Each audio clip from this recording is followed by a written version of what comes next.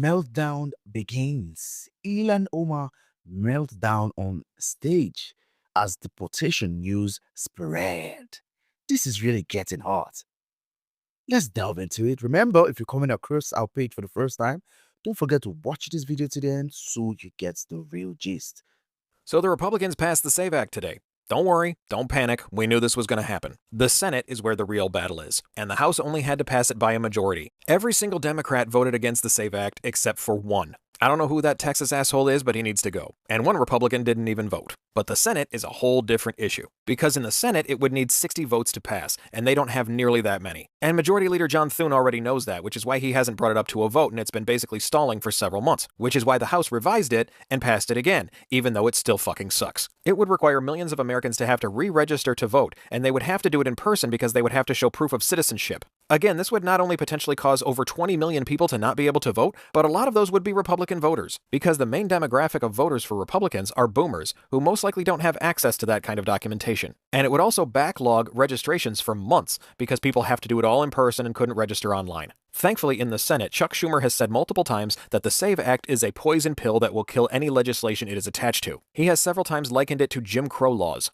and every single Senate Democrat is against it, which is why Trump has put pressure on John Thune to potentially do away with the filibuster. Problem is, the Republicans are not willing to do that, because killing the filibuster perpetuates through a presidency, which means that when the Democrats take over again, and they will in 2026 and 2028, the next Democratic president and their Congress can issue a whole bunch of sweeping legislation that will do away with all of the damage Trump and the Republicans caused, and it will have very little resistance. They could easily stack the Supreme Court with no resistance. And John Thune and the Republicans, who actually know how this works, are not willing to do that. But I also don't see them getting the required number of Democrats to vote for the SAVE Act. Because this isn't just something that would potentially screw over their constituents. This would screw over the Democrats themselves, and they would get absolutely nothing of benefit. The SAVE Act is a horrible piece of legislation that is just meant to prevent people from voting because Republicans are terrified of the midterms. And once again, it's all being done under the guise of fake patriotism by the Republicans. Because as I stated before, according to the Heritage Foundation's own database, they have found just 68 cases of undocumented immigrants attempting to vote over the last 40 years.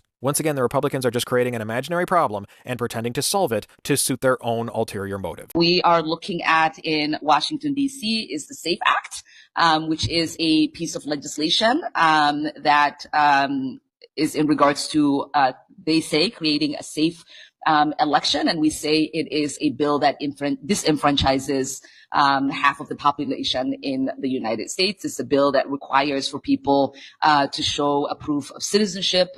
We know that majority of married women who have changed their names, who might not have access to their original birth certificates and all the documents that they need in time to be able to vote on any of the primaries that are happening in the next few weeks, few months, or the November election, will be disenfranchised. So Democrats are voting no. And when it passed out of the House, I did vote no in that bill, on that bill as well.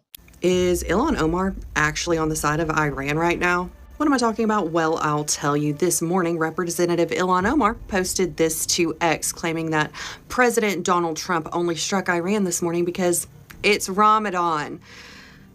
She did turn off the comments to this post because clearly that is the most ignorant thing I have ever heard, and she clearly doesn't know the past 47 years of history that's gone on over there in Iran and the fact that those people hate Sharia law and do not want to be under the thumb of a radical Islamic government, something she clearly absolutely loves. Additionally, why should President Donald Trump care if it's Ramadan over there in Iran? He doesn't. He doesn't care if it's Ramadan, Lent, Passover, freaking Odin's birthday. If you are the #1 sponsor of terrorism in the world and you killed over 10,000 of your own citizens because they refused to wear a hijab, what difference does it make at this point? Is your driver's license about to be useless for voting? I want to talk about the Save America Act and why everyone is so stressed about it. So basically, this bill wants to end self-attestation, which is a fancy way of saying you can't just check a box anymore to tell me you're a citizen. You have to actually show the receipts to prove you're one. But if you have a U.S. passport, fine, you're golden. But if not, and I'm talking to the, 146 million citizens who don't have that, you got to have a certified birth certificate or adoption papers. And here's the catch. Remember those regular real IDs that everyone told you to get, or obviously a driver's license? Usually those are not going to be enough on their own either. But it actually gets even messier when you're talking about someone who's changed their name. So if your ID says one thing and then your birth certificate says another, hello, married life for many people, you need a marriage license or a court order to explain the discrepancy and try to connect those dots. Now, you've got two sides of the issue. Supporters say this is a common sense way to keep the voter rolls clean. You got critics saying this is red tape on steroids and that it will block millions of people like students and low income voters who don't have these docs just sitting around in a drawer or the money just suddenly get them. And did I mention, by the way, this wouldn't just be for new voters? It could apply also to currently registered voters who are citizens who's had their status questioned. Yeah, to stay on the rolls, you got to actually get receipts as well. So the big question is this a necessary security upgrade or a convenient headache for the 2026 midterms? Your take? Question. If I told you what you can do to save America from Trump's fraudulently named Save America Act, would you do it? Okay, I will tell you exactly what you can do, and in return, all I ask is that you follow America the Possible with one simple little click. So, the name sounds harmless, even patriotic.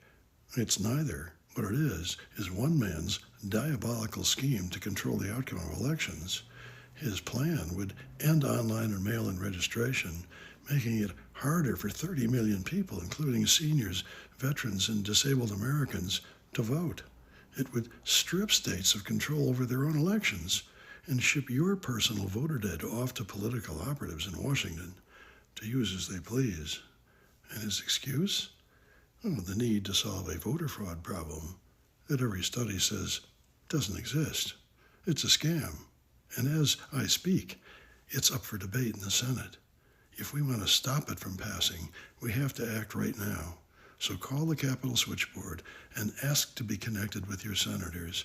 Tell them that you know the truth about Trump's bogus Save America Act, and that as far as you're concerned, the only acceptable vote is a no vote.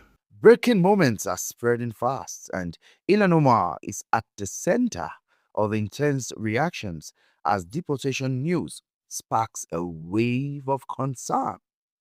Strong emotions, strong words, and a situation that's quickly gaining national attention.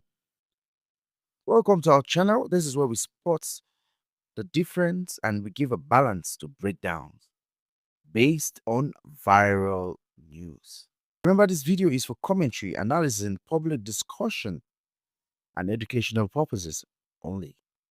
So what exactly happened on the stage, and why is this moment getting so much attention? Let's take a closer look. Original credit to creators whose video will be used for illustration and example.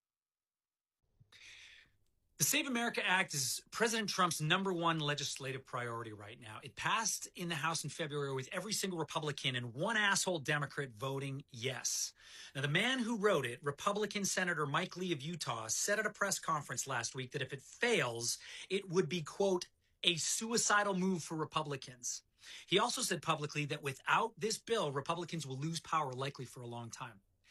Senate Majority Leader John Thune, the most powerful Republican in the Senate, confirmed that if it doesn't pass, it becomes a campaign issue in the fall. So before we get into a single word of what this bill actually does, you already know why they want it. And I want you to keep that in mind for everything that follows. Now, here's what the bill actually says.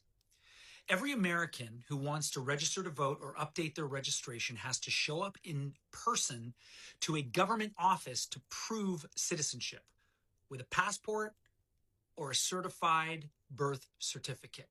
Your driver's license doesn't count. And in 45 states, your real ID, it doesn't count. Trump is pushing a bill that could prevent low-income Americans, married women, and people of color from voting. On February 11th, the House is voting on the Save America Act, which would require everyone trying to vote to provide proof of U.S. citizenship, like a passport or birth certificate, and a photo ID that matches the name on your birth certificate or passport. Married women who took their spouse's last name wouldn't satisfy the bill's requirements if their photo ID doesn't match their birth certificate. low-income Americans and people of color are statistically less likely to have these documents on hand due to cost and systemic barriers. The House hasn't voted on this yet, so if you're able to, call your representatives and let them know that you expect them to vote against the Save America Act on February 11th. Moments like this highlight how serious and emotional these issues have become. What do you think? Reaction or overreaction? Drop your thoughts below. Keep it respectful and stay engaged. Don't forget to like, share, subscribe, and turn on your notification button so you can get more or see more videos we do to break down issues like this.